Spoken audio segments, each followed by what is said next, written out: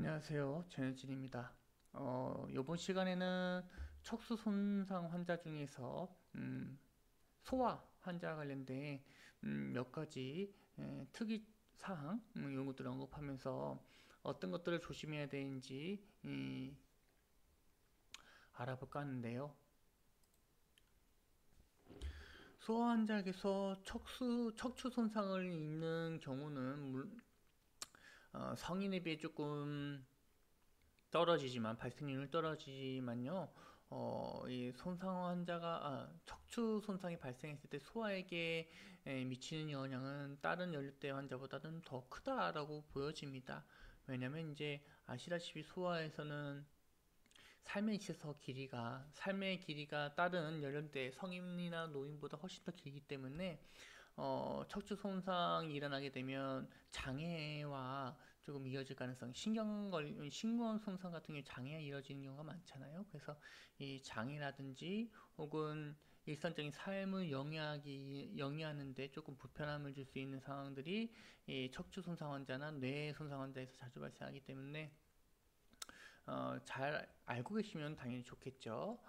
자, 책에 있는 내용을 보시게 되면 이 척추, 소아의 머리처럼 척추도 성인과 다른 몇 가지 점이 있는데, 자, 근육의 발달 아직 덜 된 상태라는 점, 척추를 이렇게 잡아주는 양쪽에 근육이 단단한 근육이 있는데 이게 아직 완벽하게 발달되지 않았다라는 점, 그 완벽하게 골密도가 높아져서 단단하게 이 척추 기둥을 형성하지 않고 기둥이 형성하고 있긴 하지만 이게 견고하거나 단단하지 성인에 비해서 견고하거나 단단하지 않은 상태라는 점도 기억해 주셔야 될 것 같고요.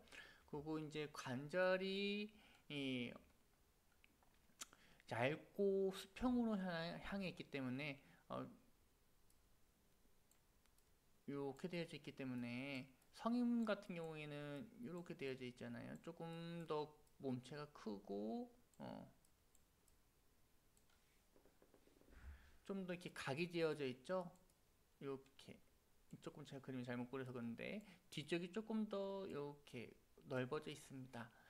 그래서 이런 관절의 차이로 인해서 이 척추 이동성과 탄력성이 높다라고 보시면 될 것 같고, 그 다음에 머리 크기가 크다라는 거, 그래서 목뼈의 손상률이 높아진다는 점, 신체에 비해서 여러분도 아시다시피 머리가 이만큼 차지하고 있어 몸 이렇게 되어져 있잖아요. 어린아이들 이렇게 되어져 있잖아요. 근데 이제 성인 같은 경우에는 이렇게 되어져 있죠. 그래서 머리 절대적인 크기로는 당연히 성인의 머리가 더 크겠지만 이 신체의 전체적인 비율상 어린아이에서 머리의 무게가 상당히 많이 차지하고 있기 때문에 목뼈 손상이 좀 많이 발생할 수 있다는 점 기억해 주셔야 될 것 같고요. 자, 그 다음에 이제 2세에서 10세 사이 같은 경우에는 근육과 인대가 강화되고 뼈대가 자라나서 성숙한 형태와 크기를 갖추고 연골부위가 견고한 뼈대로 대체된다. 이때부터는 이제 성인과 비슷한 이 근육의 형태, 인대의 형태, 그리고 골격의 형태를 갖추게 된다라고 보시면 될 것 같고, 이것 또한 머리의 비율이 줄여준다는 점도 기억해 주시면 될 것 같고, 그로 인해서 이제 자주 손상당하는 게 1번 목표에서 5, 6번으로 내려간다는 점, 이것도 기억해 주실 필요가 있을 것 같습니다. 그래서 소아의 목표는 언제 완성이 되냐, 어느 시점에 성인과 유사하게 변하게 되느냐, 10세에서 어느 정도 성인과 상부 목표 같은 경우에는 10세 정도에 완성이 되고, 목표 하부 같은 경우에는 14세 정도에 완성이 된다. 물론 이건 절대적인 것은 아닙니다. 워낙에 이제 아이들이 자라나는 신체 발달 정도가 너무나 빨리 이루어지고 있어서 이건 뭐 나이라고 하는 것은 대략적으로 여러분들이 가늠하셔야 되는 거고, 심폐소생술을 말씀드렸던 것처럼 아이가 나이는 소아에 해당이 되지만 겨드랑이나 혹은 유방의 발달이 일어나지 않은 상태지만 뭐 키가 160이다, 라고 했을 경우에는 이거는 나이가 소하긴 하지만 심폐소생 자체는 성인 CPR을 적용해야 되는 것처럼 여기도 또 마찬가지입니다. 뭐 아이가 8살인데 10살보다 좀 더 크다. 평균적인 10살의 키나 몸무게보다 훨씬 더 체격도 크고 신장도 길다라고 했을 경우에는 척추의 그 발달은 거의 성인하고 상부하고 하부 목뼈만 지금 얘기를 하고 있죠. 그럴 경우에는 상부 목뼈 같은 경우에는 거의 성인과 유사하게 견고해졌구나라고 파악해 주셔야 됩니다. 얘가 10세가 안 됐으니까 상부 교수님이 얘기할 때 책에서 얘기할 때 이 머리뼈하고 상부 목뼈 1번이 자주 1, 2번이 자주 손상당한다고 해서 이렇게 그냥 책으로만 외우시면 안 되는 거고요. 상황에 따라서 환자의 신체 크기에 따라서 발달 정도에 따라서 여러분들 유연하게 대처해야 된다는 점을 꼭 강조해 드리고 싶고요. 자, 다시 책으로 넘어오시게 되면요. 자, 척추 외상으로부터 더 높은 보호를 받는다. 이게 뭔 말이냐? 같은 손상을 당하더라도 성인에서는 심각한 손상인데 소아에서는 심각한 손상이 아니라 뭐 경증 정도로 끝날 수 있다라는 이야기를 해주고 있는 거고요. 자, 척추 같은 경우에는 앞서 말씀드린 것처럼 척추의 뼈가 평평하고 수평적이고 그리고 아직은 이제 탄력성을 가지고 있는 상황이기 때문에 생각보다 척추 손상의 발생은 적다라는 점을 기억해 주시면 될 것 같고요. 그 다음에 이제 여기서 또 보셔야 될 거는 척추가 아직 이제 견고해지지 않았기 때문에 단단해지지 않았기 때문에 골절상이 일어나는 경우는 이제 많이 발생하지 않는다라는 점. 그 대신 늘어난다. 이거 늘어나는 거 뭐죠? 신전. 단기 손상 위험성은 훨씬 더 높아진다라는 거. 그래서 여러분들 어릴 때 뭐 삼촌들이나 아빠가 설 구경해 준다면서 머리를 자꾸 뚝 들어올리신 적이 있을 거예요. 그게 이제 장난으로 하고 재미있으라고 놀아주는 건데요. 몇몇 케이스에서는 이게 신경학적인 문제를 일으켜서 병원에 오신 경우가 간혹 있습니다. 간혹. 정말 지금은 거의 이게 너무 위험하다는 걸 알고 있어서 하지 않기 때문에 이런 환자를 잘 보실 수는 없을 것 같은데 이전에는 그래도 어느 정도 발견할 수 있는 손상 환자에서 머리를 잡아당겨서 단기 손상이 일어나는 경우 소환자. 그 다음에 또 이제 보셔야 될 거는 엑스레이상 이상 소견은 없는데 척수 손상을 입을 수 있는 경우가 있습니다. 이거는 앞서 말씀드렸던 이 척추의 유연성과 이동성 때문에 그렇다라고 보시면 될 것 같은데요. 이동 범위가 넓고 탄력성이 있다 보니까 척추 자체는 손상이 없어요. 그 대신 그 안에 있는 척수는 이 과도한 이동으로 인해서 손상당하고 다시 제자리로 들어온 경우가 있겠죠. 그래서 여기 써져 있는 것처럼 스파이널 코드 인jury without radiographic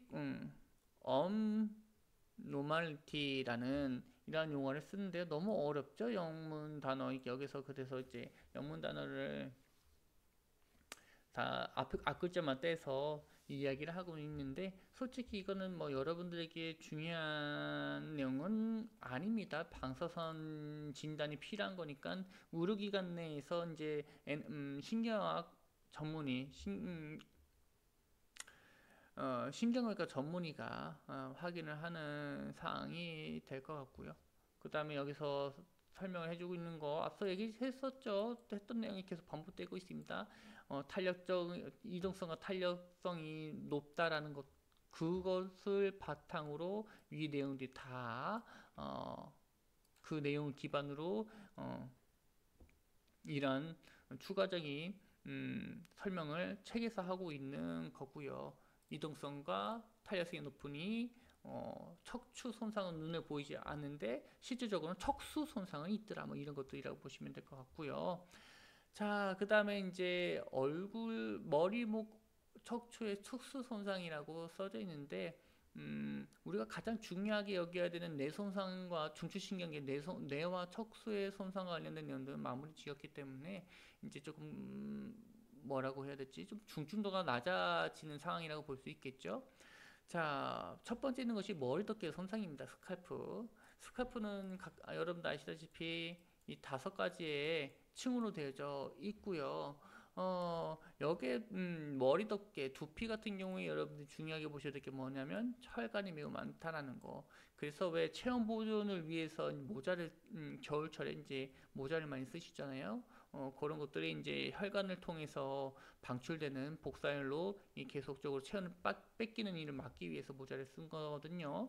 어쨌든 간에 결과론적으로 이제 머리 덮개, 두피 내에는 혈관이 매우 많다라는 점, 그리고 여기 써져 있는 그 수축률이 떨어진다. 왜 수축률이 떨어지냐? 머리에는 뭐가 있죠? 모발이 있습니다. 모발이 있기 때문에 근육량이 매우 적고, 그래서 혈관이 이 수축하는 것도 매우 적어진데 매우 다른 부위에서 이 수축하는 능력이 떨어진다라는 점 기억해 주셔야 될 것 같고, 그로 인해서 뭐가 발생할 수 있느냐? 지혈이 잘 안 된다. 수축을 하지 못하니까. 혈관 수축이 지혈 과정에서 가장 먼저 일어나는 그 과정이 지혈 과정 중에 가장 먼저 일어나잖아요. 그래서 이제 혈관 수축을 잘 하지 못하는 상황으로 인해서 지속적인 대량 출혈이 일어날 수 있다는 점 기억해 주시면 될 것 같고요. 자, 보시게 되면요. 머리덮개 손상으로 인한 중증 혈액 손실은 쇼크의 원인이 될 수 있다는 점, 뭔 말이냐? 머리덮개 손상으로 인한 출혈을 적절하게 지혈하지 못한다면 이것만으로도 저혈량증과 쇼크를 유발할 수 있다는 점. 특히 이 경진막정맥골에서 이 나타나는 전문순환근으로 돌아가는 이런 곳에 출혈도 출혈인데 이 전맥계하고 그리고 이제 내 척수액이 그 계속 순환하고 있는 거잖아요. 머리 내에 두 개 내하고 척수 내에. 그래서 이게 잘못하다가는 이 멸균된 멸균된 대신을 사용하지 않았을 경우에는 이게 빨려들어서 순환형으로 감염을 일으킬 수 있다는 점도 기억해 주셔야 될 내용입니다. 출혈이 가장 우선적이고요. 물론 여러분들이 아시다시피 출혈이 발생하게 되면 그 부위 멸균 상태로 소독하고 드레싱하는 거 다 알고 계시잖아요. 그래서 조금 감염에 관련돼서 조금 중요성이 떨어질 수도 있는데요. 그 출혈이 너무나 크기 때문에 여러분들이 생각하기에는 그래서 좀 관가하고 넘어갈 수 있지만 무조건 개방 상처는 멸균된 드레싱을 사용하는 거, 묵균수를 적용해야 되는 거, 머리뿐만 아니라 어느 곳에서는 다 동일합니다. 그래서 그것만 알고 계시면 뭐 괜찮을 것 같고요. 그 다음에 이제 머리덮개 손상 부위는 풍부한 순환 공급을 위해서 회복이 꽤나 빠른 편이죠. 얼굴이나 뭐 두피 같은 경우에는 혈관 숫자가 너무 많아서요. 생각보다 정말 쉽게 빠르게 아무는 편입니다. 다 알고 계시겠지만요. 자, 그 다음에 여러분들이 보셔야 될 내용은 이제 그림을 통해서 볼 건데요. 몇몇 특수한 상황에서 이 뼈의 손상과 두피의 손상을 정확하게 외관을 통해서 시진을 통해서 확인할 수 없다라는 것들이 이제 문제가 될 수 있을 것 같은데요. 뭐 여기 내용을 이제 보셔도 될 것 같은데 저는 이제 그림을 보고 말씀을 드릴게요. 자, 보시게 되면 첫 번째는 게 혈종이거든요. 뭐 이마를 현상했는데 혈종 같은 경우에는 여기 안에 뭐 어느 정도 직경을 너무 작은 건 아니고요. 어느 정도 직경을 가진 혈관이 파열되어서 혈액이 유출되었고 그 유출된 혈액이 이 외부로 빠져나가지 못하고 한 곳에 고여 있을 때 혈종이 생기게 된다는 거 다 알고 계시죠? 그래서 이렇게 볼록 튀어나오게 되는 거고 함몰도 마찬가지예요. 여기에 이제 스칼프는 5개 층으로 되어져 있는데 그 중에서 일부분의 층에서 손상을 입게 되는 거. 그 다음에 문제가 되는 거는 요겁니다. 여기서부터 조금 기억해 주셔야 될 것 같아요. 겉으로 볼 때는 그 시진상 머리가 함몰되거나 부풀어오지 않아요. 그러면 정상의 그 크기처럼 보이게 되는데 여기처럼요. 이 중간에 여기 층으로 되어져 있다고 했잖아요. 그래서 근육층은 파열되는데 거기 안에 뭐가 차게 되느냐? 혈액이 차여서 이게 마치 정상인 피부의 능선처럼 선처럼 보일 수 있다라는 거죠. 그래서 이 정상 굴곡을 보이게 되면은 손상이 손상이 일어나지 않았다라고 착각하고 넘어갈 수 있기 때문에 이것 또한 조심해야 되는 거고, 그 아래에 있는 이 점이 가장 심각한 상황이 되겠죠. 당연히 커다란 충격을 입고 난 후에 함목골절이 발생한 겁니다. 두 개의 뼈가 안쪽으로 내려가는 뼈가 손상이 일어났는데, 이것도 마찬가지로 이 스카블 쪽에 두피 쪽 내에 근육파열이 되고 그 안에 피가 고여서 혈종이 생겨서, 실질적인 혈종이죠. 그런 혈종이 생겨서 이 내려간 부분들을 채워지게 됨에 따라, 원래는 이게 혈종이 생기지 않았다면 이렇게 되겠죠. 그래서 아, 얘는 이마뼈가 들어갔구나, 머리뼈가 들어갔구나, 이거는 함몰골절일 가능성이 높다, 혹은 함몰골절이 아니더라도 심각한 손상이나 에너지가 이 머리에 전달될 수도 있었겠구나라는 이런 의심지표를 어느 정도 갖고 환자를 처치할 수가 있을 것 같은데, 지금 이 혈종 때문에 이런 함몰골절이 가려지게 되는 거예요. 한목을 이렇게 혈종이 생긴 거잖아요. 이렇게 혈종이 이렇게 생김에 따라서 이 정상굴곡처럼 보이기 때문에 어 정상굴곡처럼 보이기 때문에 이게 안에 있는 함목골조를 현장에서 파악하기가 조금 어려울 수 있다라는 거죠. 물론 뭐 이전에 말씀드린 것처럼 이제 환자에게 질문을 하고 손상 기준을 파악하고 손상당한 부위에서의 뭐 발적이라든지 혹은 뭐 타박상의 증거라든지 이런 것들 찾아서 정말 그 뛰어나신 분들은 그런 것들 이렇게 놓칠 만한 증거들을 찾아서 이거는 이제 심각한 머리 손상일 것이다라고 이렇게 파악하시고 가시는 분들이 있겠지만, 정말 또 환자의 뭐 특별한 증상 없이 그냥 여기 타박상 입은 것만 보인다면 그냥 넘어갈 수도 있는 부분들이거든요. 그래서 이게 확실하게 부종이 생기고 확실하게 함몰되면 상관이 없는데, 이게 정상뼈, 정상 피부처럼 이 보이는 경우에는 이런 것들을 좀 찾아내기, 손상 여부를 찾아내기 좀 힘들 수 있다라는 점 기억해 주시면 될 것 같고요.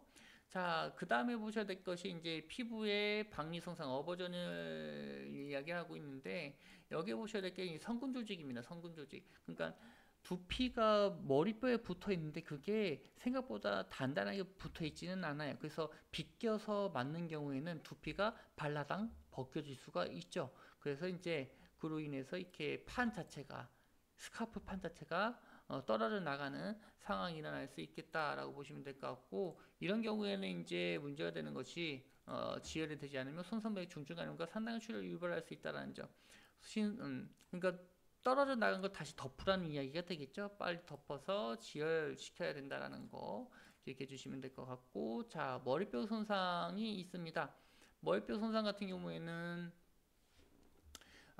둥근 아치형의 형태 때문에 잘 골절이 일어나지 않을 가능성이 높아요. 아시다시피 여러분들 이렇게 아치형으로 되게 되면 이 에너지 충격이 오더라도 에너지가 이 아치형에 따라서 분산되거든요. 이게 일자로 되어져 있으면 충격 딱 가했을 때 이 사방팔방으로 에너지가 다 전달이 되는데요.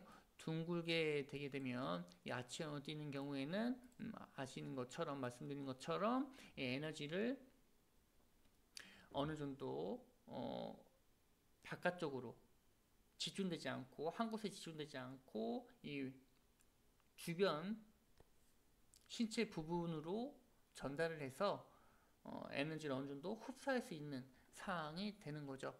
뭐 골절 유형은 이 정도로 다 알고 계실 것 같고요.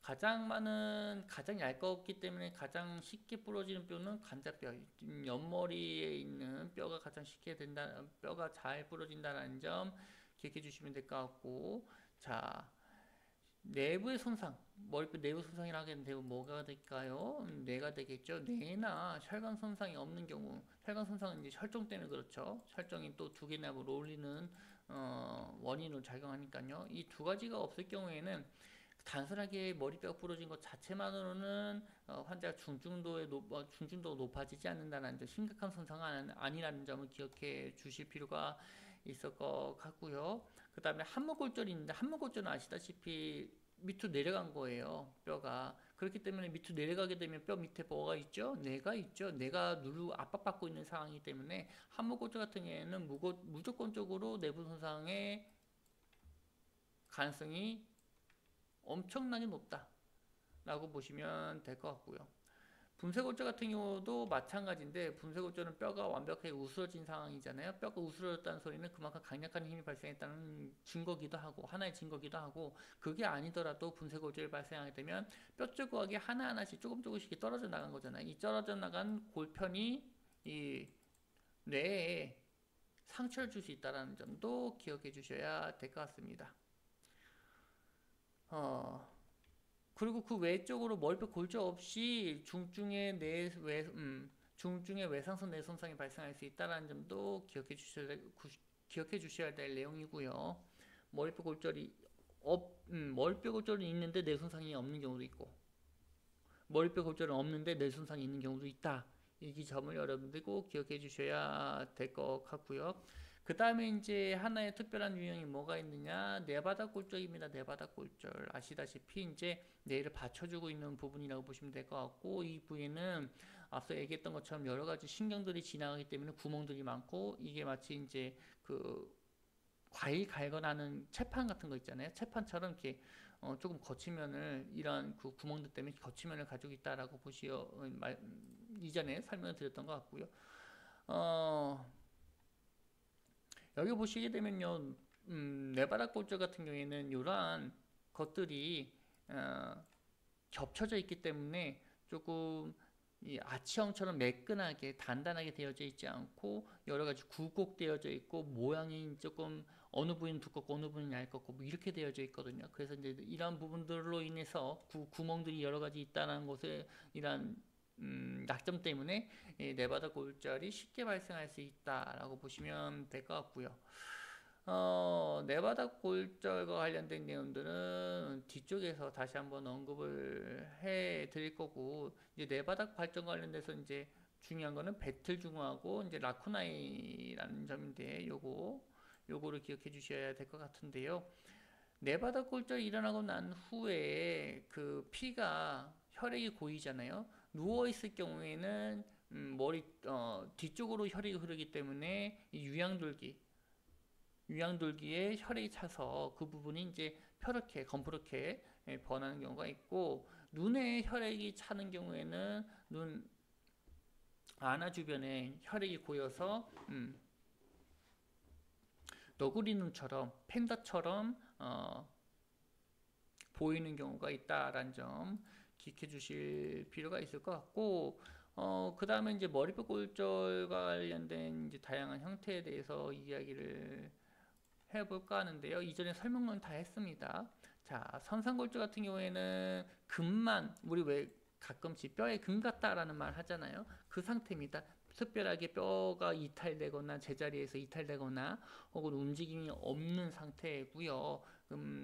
여기서 이제 쉽게 말 그대로 금만 간 상태라고 보시면 될 것 같고, 하무골절은 뼈가 아래쪽으로 움푹 들어간 상태를 의미하겠죠. 당연히 개방성 골절 같은 경우에는 뼈의 일부분이 이탈되어서 없어진 상태이고요. 그리고 외부하고 노출되었기 때문에 개방성이 들어가는 순간 뭘 떠올려 주셔야 되느냐, 감염을 떠올려 주셔야 된다는 점 기억해 주셔야 될 것 같고, 뭐 머리뼈 내에 물체가 바뀌는 경우도 있겠죠. 이 물체에 따라서 뭐 뇌손상 또 심각하거나 심각하지 않거나 조금 달라지겠지만, 뇌손상의 가능성이 훨씬 더 높아진다는 점.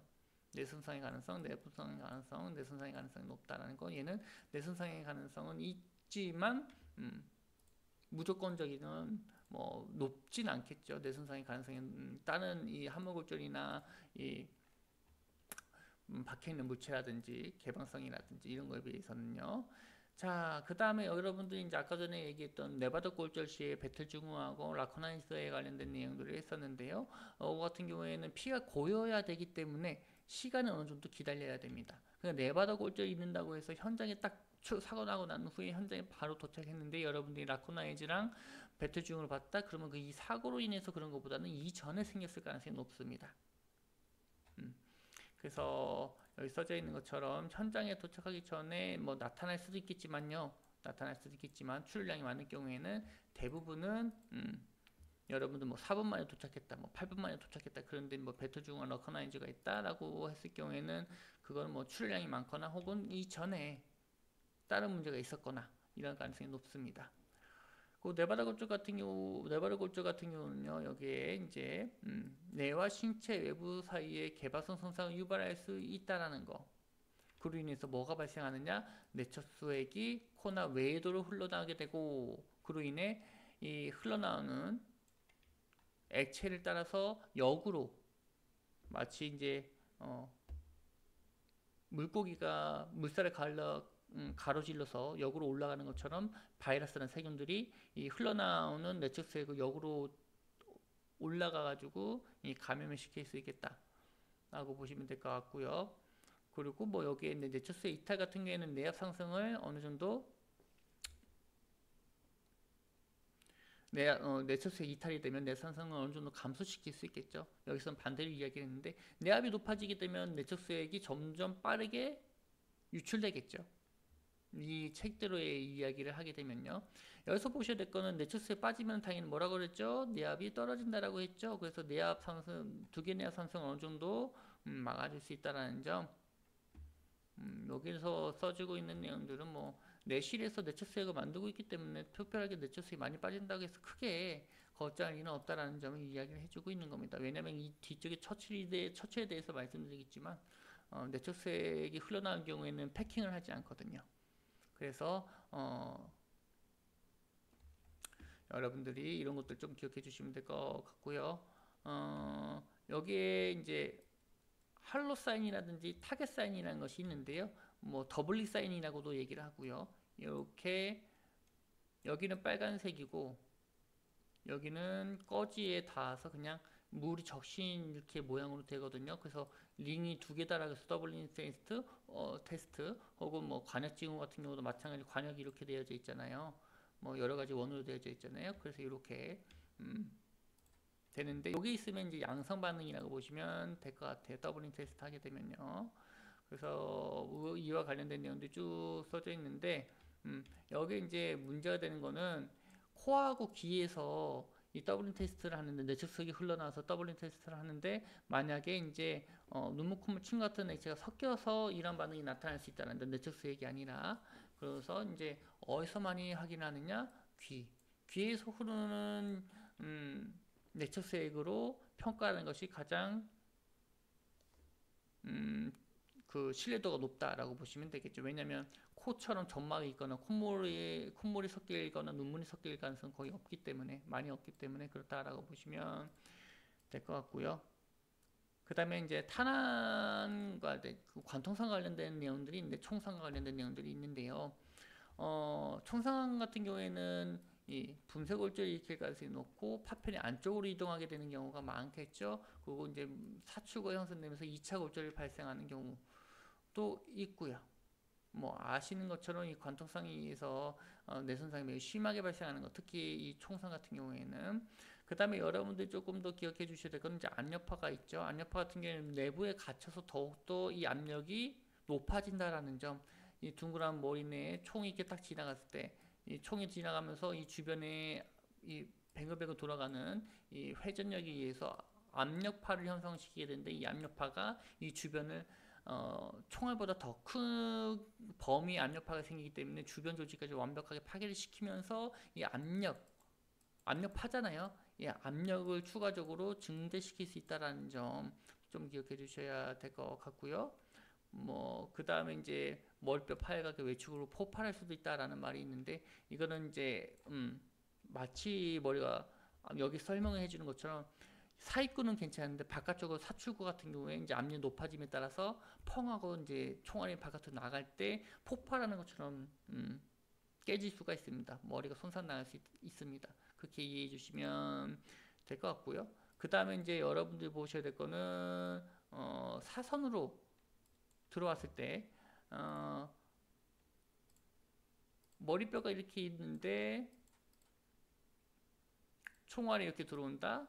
사선으로 이렇게 들어온다. 그러면 얘가 이렇게 갔다가 튕겨서 이렇게 갔다가 튕겨서 이렇게 머릿속에서 팅팅팅팅 마치 핀볼처럼 이렇게 움직이는 경우가 있고, 요거는 이러한 상황일 때는 여기 써져 있는 것처럼, 책에 써져 있는 것처럼 대뇌 피질의 심각한 손상을 가지고 환자의 생존을 매우 낮게 만들게 된다는 점. 머릿속에서 계속 총알이 움직이니까요. 움직이는 대로 계속 손상을 입겠죠. 그 외쪽으로 이제 머리에 물체가 박힌 경우가 있는데, 뭐 이전에 했던 것과 마찬가지로 머리에 박혀있는 물체를 빼지 않고 그대로 고정시켜 주시면 될 것 같은데, 문제가 되는 거는 뇌까지 침범했을 경우에는 다른 신체 조직보다 훨씬 더 연약하기 때문에 들어간 물체를 고정시키지 못하고 계속 추가적인 움직임을 발생시키면서 뇌 손상이 계속 지속적으로 발생한다는 점, 그걸 좀 기억해 주셔야 될 것 같고요. 그 박힌 물체를 제거하는 것은 안 된다라고 얘기를 했죠. 박힌 물체 제거할 수 있는 거 두 가지밖에 없습니다. 기도에 문제가 있거나 혹은 심폐소생술을 하는데 방해가 되거나, 이 두 가지밖에 없다는 점을 기억해 주셔야 될 것 같고요. 그 다음에 이제 머리뼈 골절 같은 경우에는 앞서 얘기했던 것처럼 뇌 손상이 없다면 머리뼈 골절만으로 크게 우려되는 사항은 아니겠다. 여기 써져 있는 것처럼 머리뼈 골절과 뇌 손상이 동반되었을 경우에는 좀 문제가 심각해질 수 있겠다라고 보시면 될 것 같아요. 하지만 머리뼈 골절, 머리는 어떻게 됐죠? 매우 단단하고 매우 견고하고 단단하면서 아치형으로 되어져 있기 때문에 잘 부러지지 않는다라고 말씀을 드렸는데, 이게 부러졌으면 중증의 뇌 손상이 가능성이 좀 더 높긴 하겠죠. 여기까지만 하고요. 다음 시간에는 얼굴 손상으로 넘어가도록 하겠습니다.